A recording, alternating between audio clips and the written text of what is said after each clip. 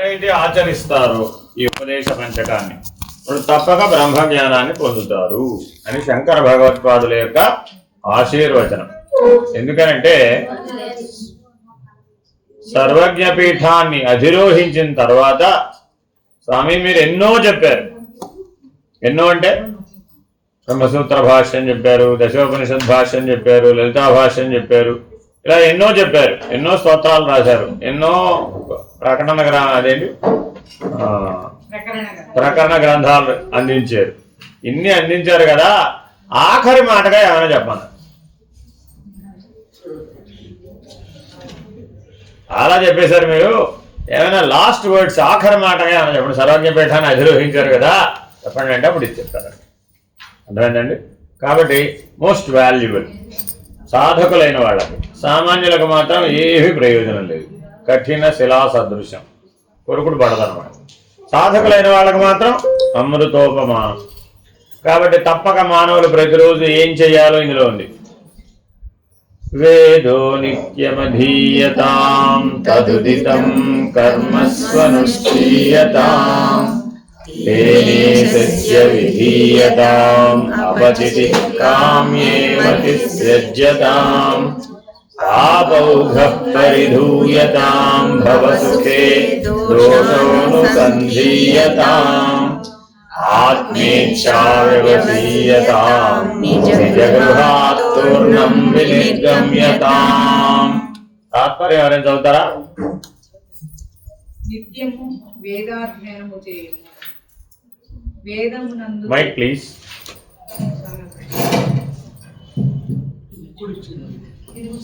వేదమునందు తెలియబడిన కర్మలను దీక్షతో ఆచరించుము.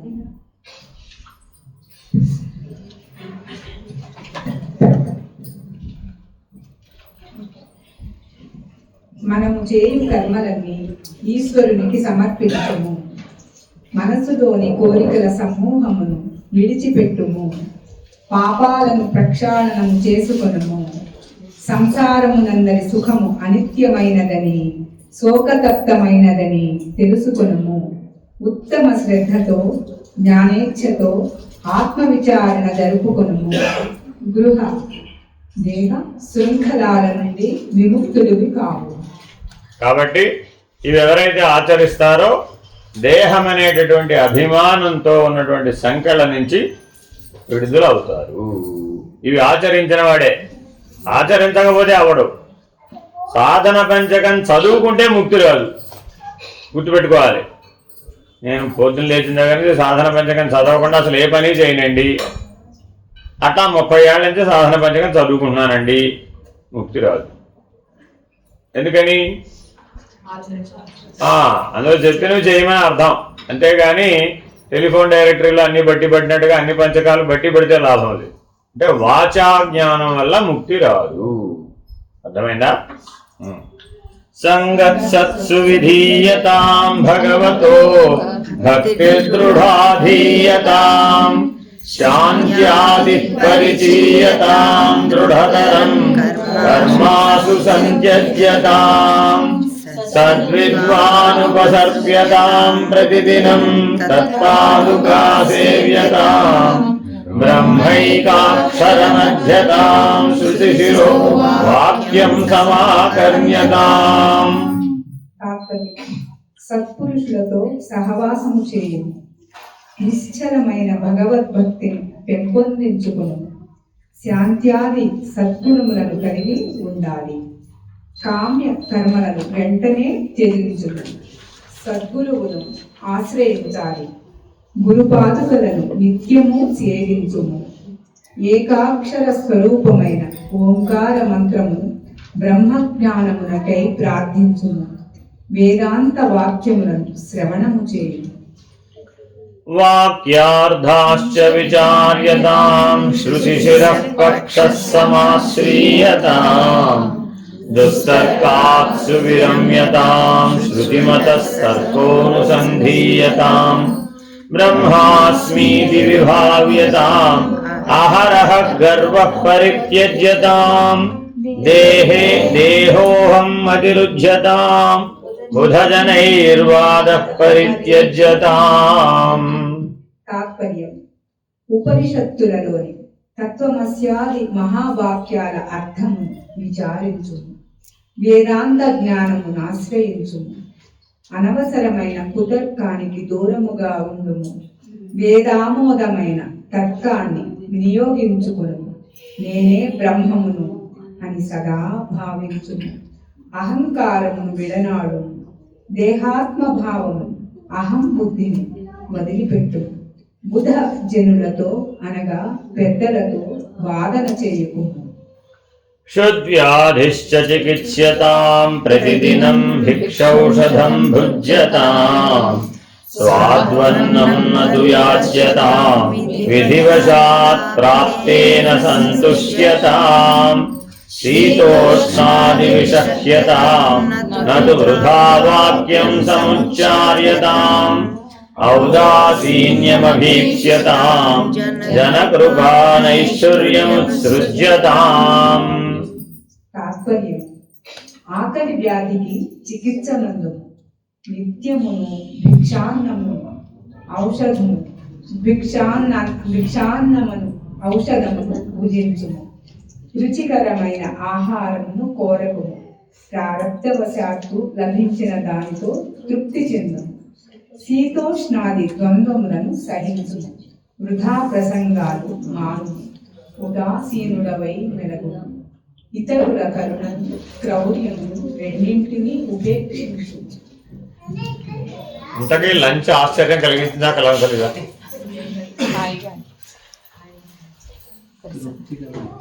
పొద్దున బ్రేక్ఫాస్ట్ ఆశ్చర్యాన్ని కలిగించదా లేదా?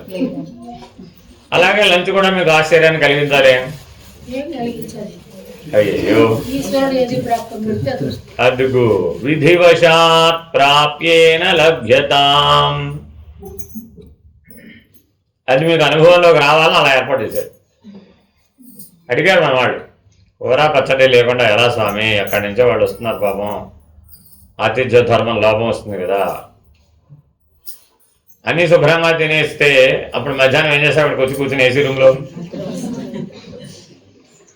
కాబట్టి నువ్వు అధికంగా తినే అవకాశం లేనటువంటి ఆహారం పెట్టామనుకోండి, అప్పుడు సరిపోలా? అదే చెప్పేది మరి. అయినా అదే నేను అడిగాయి, ఏమిట్రా బాబా అంటే అవునండి. దాని అర్థం ఏమిటంటే రెండవసారి మారు వడ్డించుకోకుండా తినడం రాలేదు. ఏం రాలేదు? మారు వడ్డను అడగకూడదు. ఎవరు? యోగులైతే. భోగులైతే, జ్ఞానులైతే భిక్షౌషధం భుజ్యతాం. ఓ బాటిల్ మేడం దగ్గుమంది ఇవ్వండి, తాగేస్తాను, ఆల్రెడీ ఒకటి తాగేశాను అని అడగచ్చా? ఔషధము వలె తినాలి. క్షుద్వ్యాధిశ్చ చికిత్స్యతాం. ఆకలి అనేటటువంటి వ్యాధికి అన్నం అనే ఔషధాన్ని వేస్తున్నాను. ఔషధం ఎంత తినాలి? అదే ఎంత ఎంత?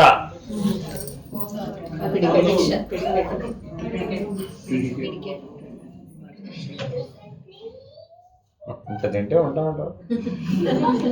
పెద్ద డౌట్ వస్తుంది. ఎంత? సరే పోనీ ఎంత ఎంత ఎంత? మూడు పిడికెళ్ళు. ఆ మాత్రం సార్, మరీ ఒకటంటే చాలా కష్టం. దీన్ని బట్టి ఏం తెలిసింది? అభ్యాస. అర్థమైందా? సత్యానుసారిణి లక్ష్మి, అభ్యాసానుసారిణి విద్య. అది ధర్మాన్ని అనుసరించే అభ్యాసం చేయాలి. అందుకని బుద్ధి కర్మానుసారిణి అనే దాంట్లో విడిపించవచ్చు. మొదటి రెండు సరిగ్గా చేస్తే బుద్ధిని కర్మబంధాల నుంచి విడిపించవచ్చు. ఆ దృష్టితో ఈ సాధన పంచకం చెప్తున్నారు. తినేటప్పుడు ఎప్పుడు ఇది గుర్తుకు రావాలి. క్షుద్వ్యాధిశ్చ చికిత్స్యతాం. ఆకలి ఒక నోటికే ఉంటుందా, మిగిలిన వాడికి కూడా ఉంటుందా?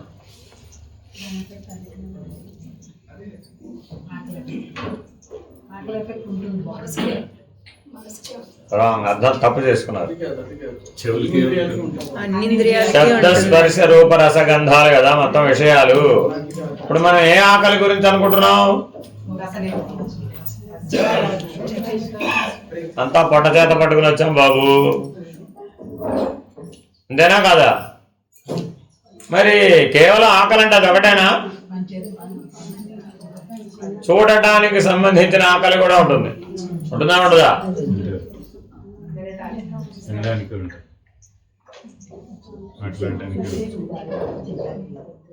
మాట్లాడడానికి ఒక్కడు లేడు 3 నెలల పాటు. ఏమైంది అప్పుడు? మాట్లాడే ఆకలి. ఎవడన్నా పలకరిస్తే బాగుండు, కనబడ మీరు ఎక్కడే చూస్తారు, ఓ మీది మాది ఎవడంటే విజయవాడ చూస్తారు.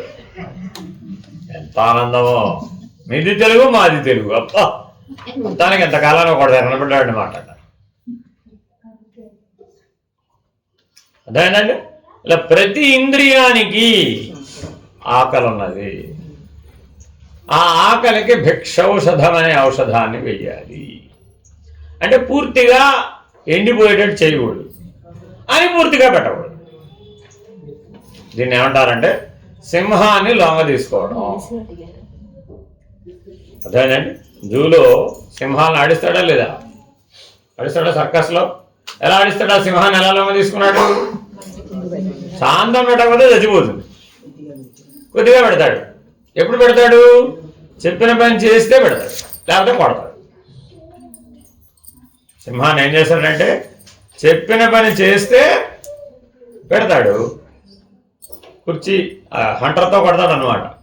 ఆ బల మీద కొడతాడు. బల మీద కొడితే అది బల మీద ఎక్కాలి. ఎక్కితే పెడతాడు, ఎక్కలేదనుకో కొడతాడు. చూడు మరి, అలా సింహాన్ని మానవుడు లొంగ తీసుకోగలుగుతున్నాడు కానీ తన ఇంద్రియాలను స్వాధీనం చేసుకోలేకపోతున్నాడు. అంటే నీ ఇంద్రియాలు సింహం కంటే బలమైనవి. మరి జాగ్రత్తగా ఉండాలక్కర్లేదా? అందుకని ఏ ఆకలిని తీర్చేటప్పుడైనా అతి తక్కువతో దాన్ని సరిపెట్టు. ఏమైనప్పుడు భిక్ష. అతి తక్కువతో సరిపెడితే భిక్ష. పర్వాలేదండి, చాలా గారెలు ఉన్నాయి. 100 గారెలు వండేసాం మీ అందరి కోసం.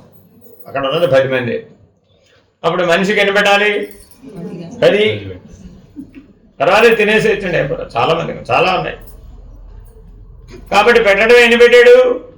6, 8, 10 పెట్టేశాడు. అసలు ఆయన మారాడు కదరా బాబు, ఒకేసారి పెట్టేసేయని. అందుకని ఎవరికి చెప్పకూడదండి. ఇది ఎవరికి వాళ్ళు లోపల తెలుసుకోవాలి కానీ ఎదుటికి చెప్పకూడదు. చెప్పారనుకోండి ఏం చేస్తాడు? 4 రోజులకి సరిపడా ఒకేసారి వడ్డించి పట్టుకొస్తాడు. అప్పుడు తినలేక నానా కష్టాలు పడాల్సి వస్తుంది. అదేనండి, కాబట్టి ఈ సూత్రం చాలా చాలా ఇంపార్టెంట్.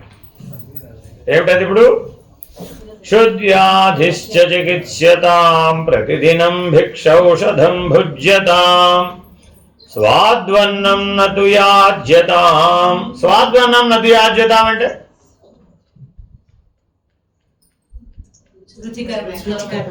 అదేదో అన్నవరం ప్రసాదం తెచ్చారంట, పెట్టలేదు ఏమిటండి? అదన్నా పెడితే కాస్త శాంతించేవాడు కదా జీవుడు. ఏమిటో పప్పు చారు పెట్టి మజ్జిగ గ్లాసులో పోసి ఇచ్చింది. నాకు అర్థం కాదు. తెల్లన్నం పెట్టి కొద్దిగా మమ్మల్ని రంజింపజేయడానికి ఏదో ఏదో ఒక స్వీట్ అదేదో అన్నవరం ప్రసాదం అన్న పెడితే పోయేది పాపం. ఏమిటది? స్వాద్వన్నం నతు యాజ్యతాం. అడగకూడదు. మనం మారడిగేదన్నీ ఏమిటండి? ఏమంటే వంకాయ కూర భలే చేశారండి, కొద్దిగా వేసుకొని ఆయన. మీరు ఆవకాయ భలే పెడతారండి, ఓ దాడి పెట్టుకెళ్ళి ఆయన. ఏమైనప్పుడు అక్కడ స్వాద్వన్నం, లౌల్యత పెరిగిపోతూ ఉంటుంది. దానికి ఇష్టమైన దాన్ని దానికి అందించే కొద్దీ లౌల్యత పెరుగుతుంది. Very very important. సంగీతం అంటే బాగా ఇంట్రెస్ట్ అండి. రోజు ఏదో ఒకటి వినకపోతే ఆయనకు నచ్చదు, బాగోదు.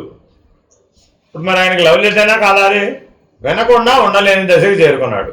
ఇప్పుడు ఏం చేయాలి? ఆయన్ని 40 రోజుల పాటు ప్రతిరోజు బస్ స్టాండ్లోనూ రైల్వే స్టేషన్లోనూ కూర్చోమన్నారు. ఏమవుతాడు?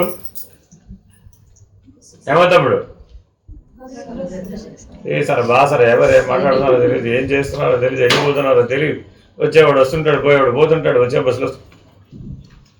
ఆయనకేం కావాలి? కామ్గా ఉండాలి, మంచి మ్యూజిక్ వినాలి, హాయిగా నిద్రపోవాలి. రివర్స్ దీన్ని ఏమంటారంటే ప్రతిపక్ష భావన. నివృత్తి మార్గంలో అత్యంత ముఖ్యమైనది ఏమిటి? ప్రతిపక్ష భావన. అది గనక మీరు సరిగ్గా చేయగలిగితే ప్రవృత్తి నుంచి నివృత్తిలోకి పడిపోతారు. విధివశాత్ ప్రాప్తేన సంతుష్ట్యతాం శీతోష్ణాది విషహ్యతాం నతు వృధా వాక్యం సముచ్చార్యతాం ఔదాసీన్యమభీక్ష్యతాం జనకృపా నైశ్వర్యముత్సృజ్యతాం. అన్నం తింటూ మాట్లాడుకున్నారా లేదా? అందరూ కిందకెళ్ళాయి కదా. భోంచేస్తూ పక్క వాళ్ళందరినీ పలకరించేవాడి బాగున్నారా, ఏమిటి మీకు ఏమైనా అర్థం అవుతుందా? మాకైతే ఏం అర్థం కావట్లేదు. రేపటికల్లా ఏమవుతామో తెలియదు. ఇక్కడికి వచ్చాం కానీ ఇలా ఏదో మాట్లాడుకుంటారు కదా, పిచ్చాపాటి. మాట్లాడుకున్నారా, మాట్లాడుకోలేదా? అదే ఏదో ఒకటి. ఏదైతే నతు వృధా వాక్యం సముచ్చార్యతాం. ఎందుకని వృధా వాక్యం మాట్లాడకూడదు? మాట మంత్రంగా వాడటం రావాలి. ఇది భద్రంగా మనం పుస్తకాల్లో ఎక్కించుకోవాల్సినటువంటి వెరీ వెరీ ఇంపార్టెంట్. ఏ మాట మాట్లాడినా ఆ మాట వాడిని మేలు కొలిపేదై ఉండాలి, వాడి మనసును కట్టి వేసేదై ఉండాలి. అలా మాట్లాడాలి. చదివేశారా అర్థం? అక్కడ ఒకసారి చదివేశారు.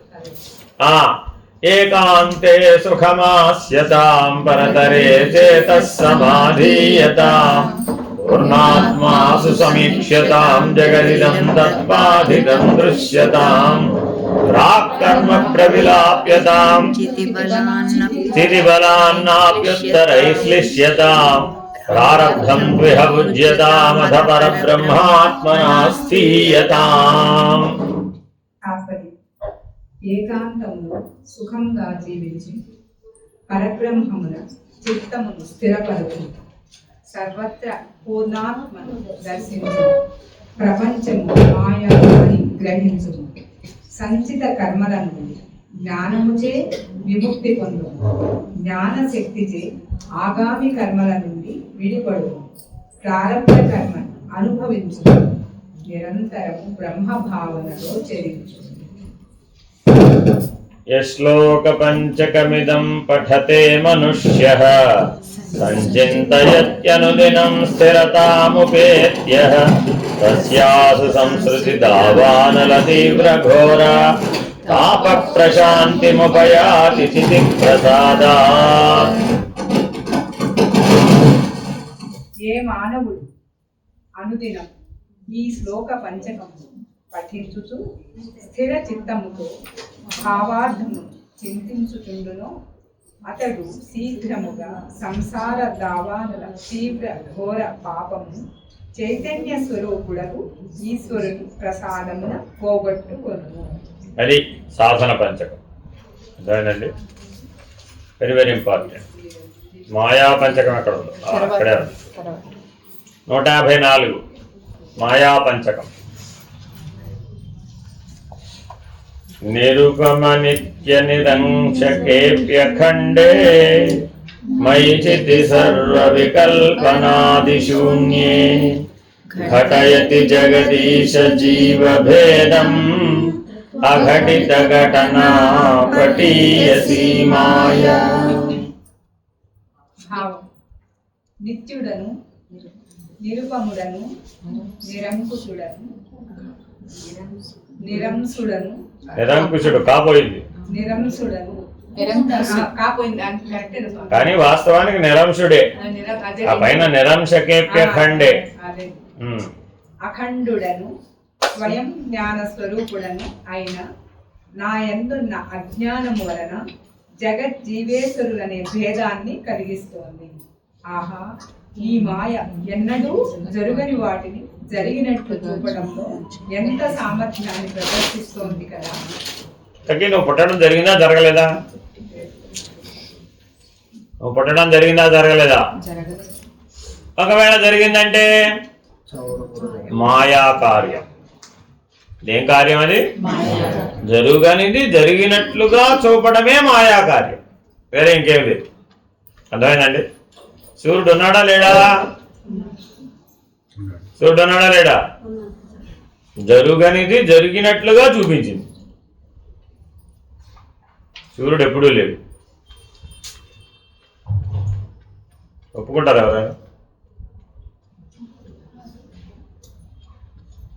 కాలంలో లేడు, ఒక కాలంలో ఉండడు. అంటే మాయా కార్యం కాల సంబంధమైందే కానీ కర్మ సంబంధమైంది కాదు. మాయా కార్యం దేంతో? కాల సంబంధం, కానీ కర్మ సంబంధం కాదు. అర్థమైందండి? శృతి శత నిగమాంత శోధకాని అహహ ధనాది దర్శనేన సద్యః కలుషయతి చతుష్పదాద్య భిన్నా అఘటిత ఘటనా పఠీయసి మాయా. వేద వాక్యాలతోనూ ఉపనిషత్ సూక్తులతోనూ ప్రబోధం చేసి పశుపక్షాదులు జంతువుల నుండి వేరుగా సంస్కరింపచేసినా కూడా మానవులకు వెంటనే భోగింపదగు ధనమాదిగా గల సమస్త వస్తువులను చూపించి అవి పొందడము పోగొట్టుకోవడము అనే విషయములచే కలుషితులను కావిస్తోంది. ఈ మాయ ఎన్నడూ జరుగని వాటిని జరిగినట్లు చూపడంలో ఎంత సామర్థ్యాన్ని ప్రదర్శిస్తోంది కదా. పెళ్లికి కట్నం కింద అమ్మాయికి 50 ఎకరాలు ఇస్తే బెటరా, 100 ఎకరాలు ఇస్తే బెటరా?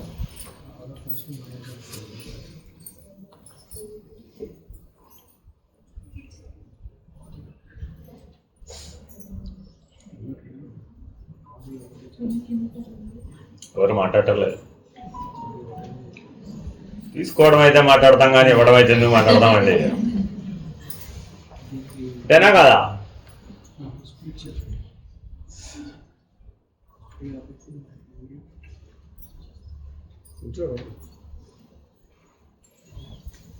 హరి ఓం.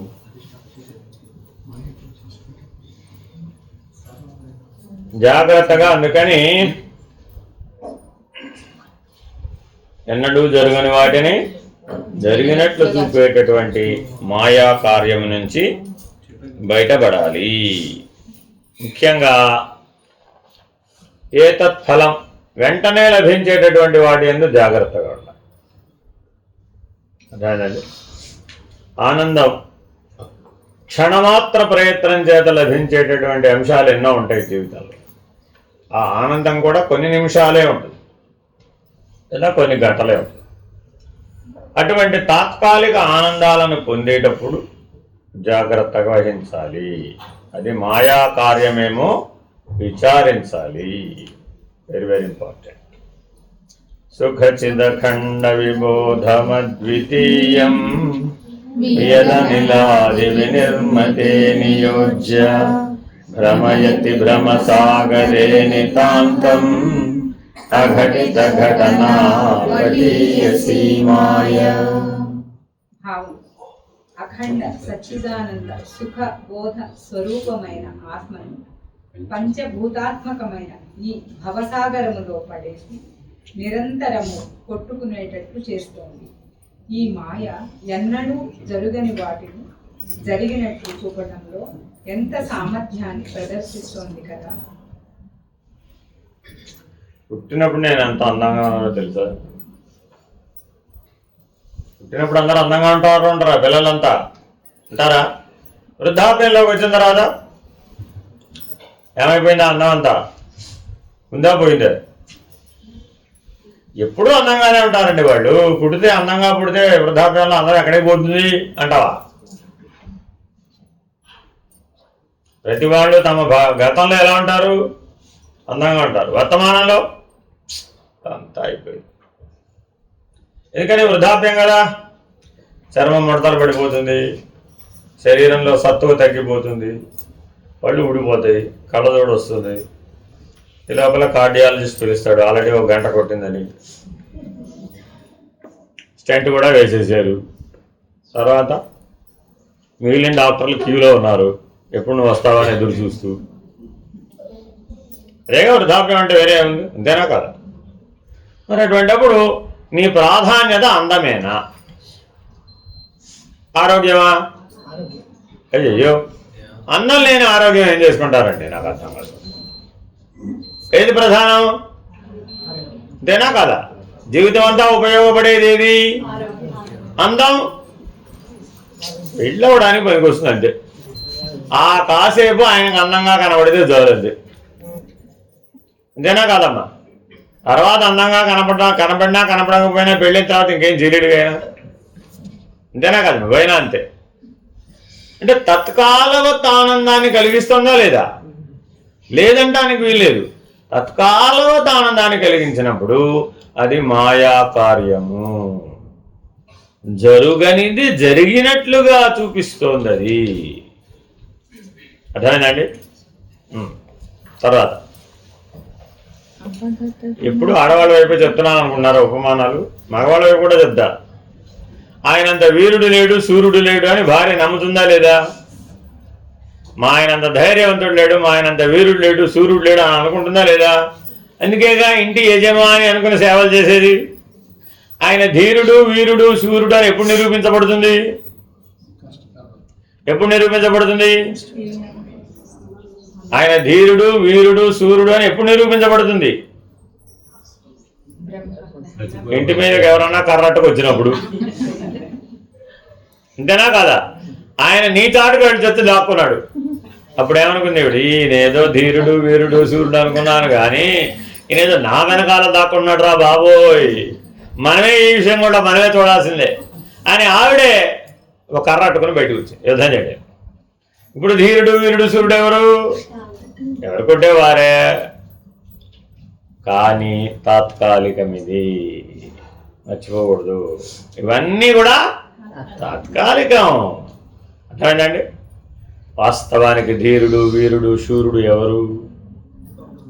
మాయను మాయము చేసేయగలిగితే నువ్వు ధీరుడవు, వీరుడవు, శూరుడవు. ఇది మాయా కార్యం అని ముందుగా తెలుసుకోవాలంటే, అయిపోయినాం కాదు. కొండ పగలేసిన తర్వాత తెలుసుకుంటే ఎంత అతికినా నీళ్లు పట్టవు అందులో, అర్థమైందా? ఈ మాయా కార్యమును ఈ మాయా పంచకం ద్వారా ముందే మేలుకొన్నవాడవై ఏం చేయాలి? లేనిదే అని అధిగమించడం రావాలి. మాయాతీతుడెవడో వాడే బ్రహ్మము. విధి హరిహర విభేదమప్య మధ్యలో ఊరుందా?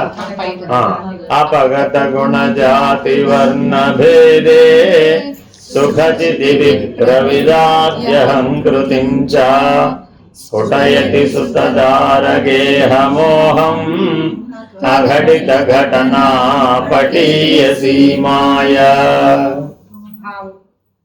గుణ వర్ణ జాతి అనే భేదరహితుడైన సుఖ చిత్ స్వరూపుడైన ఆత్మయందు చాతుర్వర్ణాది రూపము అహంకారాన్ని భార్య, భర్త, కొడుకు, ఇల్లు అనే బంధ మోహాలను కలిగిస్తుంది. అమ్మయ్యా, మా పేరు చెప్పలేదు. ఈ మాయ ఎన్నడూ జరుగని వాటిని జరిగినట్లు చూపడంలో ఎంత చూడండి, ప్రదర్శిస్తుంది. భార్య, భర్త, కొడుకు, ఇల్లేనట, కూతురు కాదు. ఎందుకని? కన్యాదానం చేస్తాడు కాబట్టి. చాలా జాగ్రత్తగా రాశారండి, చాలా దూరం ఆలోచించి రాశారు. కన్యాదానం చేయడం వలన కూతురు బంధం కాదు. ఇప్పుడు మీరందరూ ఆనందించాలా కూతురుగా పుట్టినందుకు? కొడుకుగా పుట్టినందుకు దుఃఖించాలా?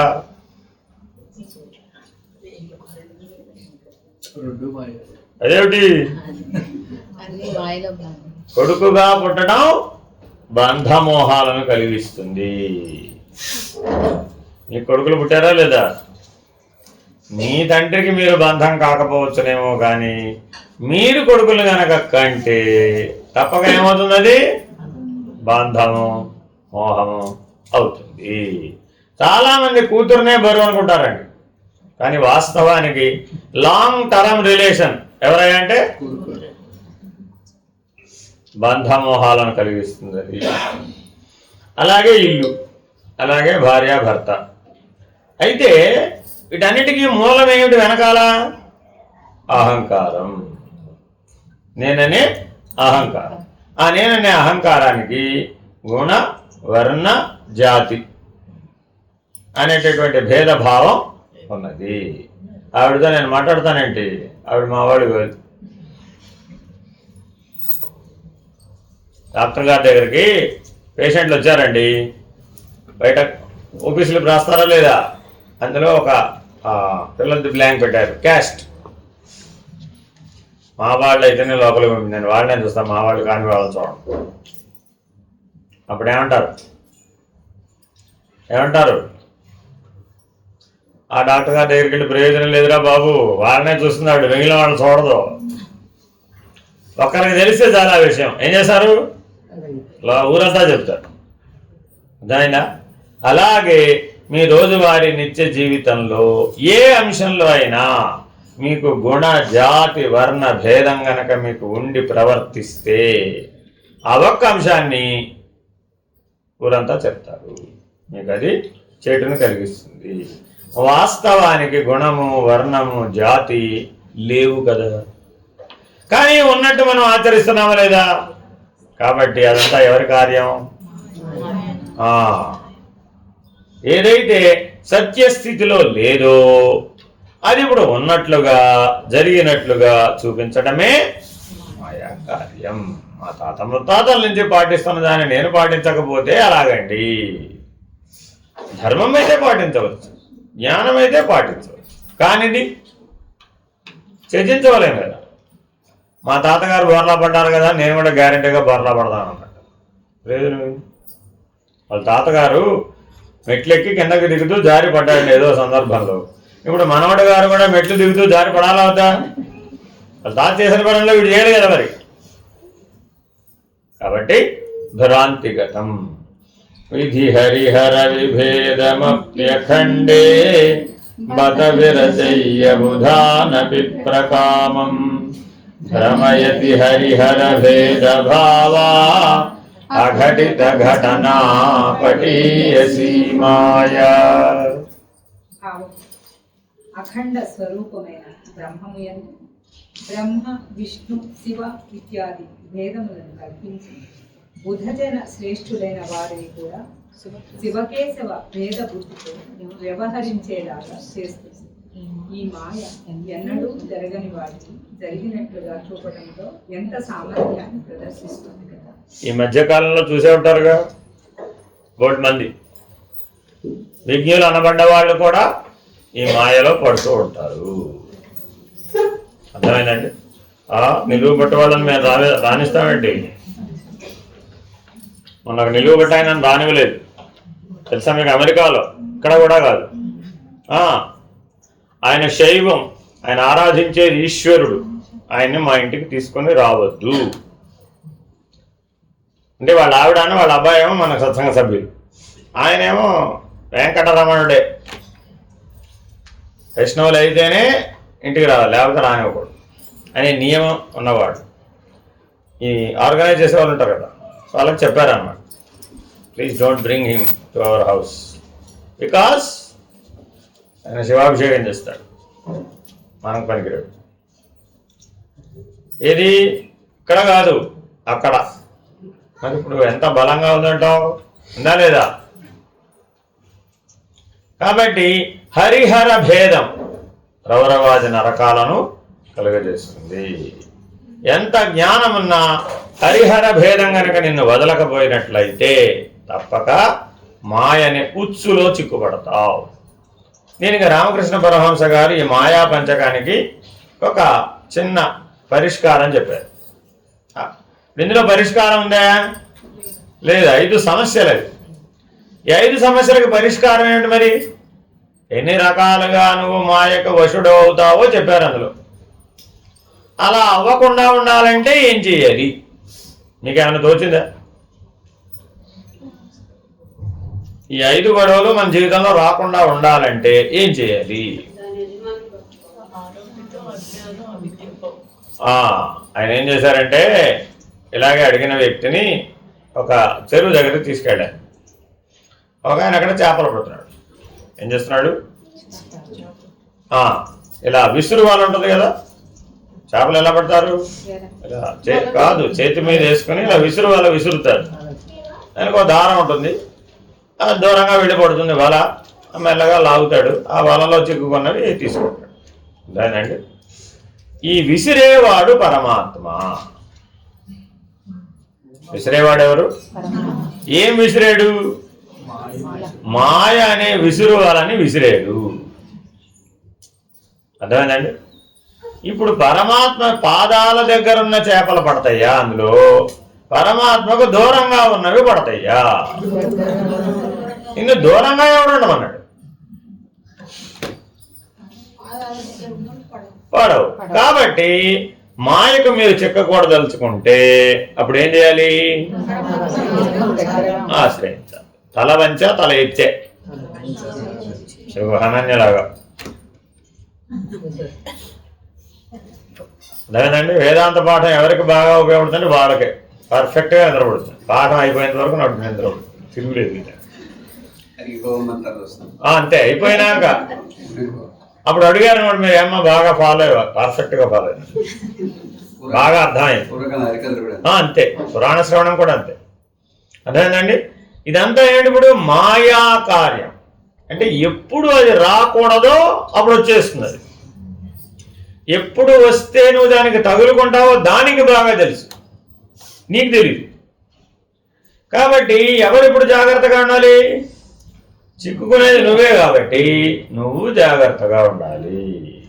Very very important. మరి అది ఎప్పుడు ఉండాలా అవుతా? పరమాత్మ గురించి తెలియజేయాలంటే అది లేకుండా పరమాత్మను తెలుసుకోలేవు. అది ఉంటేనే తెలుసుకోవచ్చు, లేకపోతే తెలుసుకోలేవు. కాబట్టి ఆ దూరంగా ఉన్నటువంటి చేపలను ఏమైనా బయటగాడు విసిరినటువంటి విసురు వలలో చిక్కుకున్నాయి. అదే పరమాత్మ కాళ్ళ వద్ద ఉన్నటువంటి చేపలకి ఏ భయం లేదు. Very very important. కాబట్టి మా యొక్క పరిష్కారం ఏమిటి? పరమాత్మని ఆశ్రయించుట, శరణాగతితో ఆశ్రయించుట, వినయ విధేయతలతో ఆశ్రయించుట, అహంకార రహితంగా ఆశ్రయించుట. అదేనండి. హరి ఓం.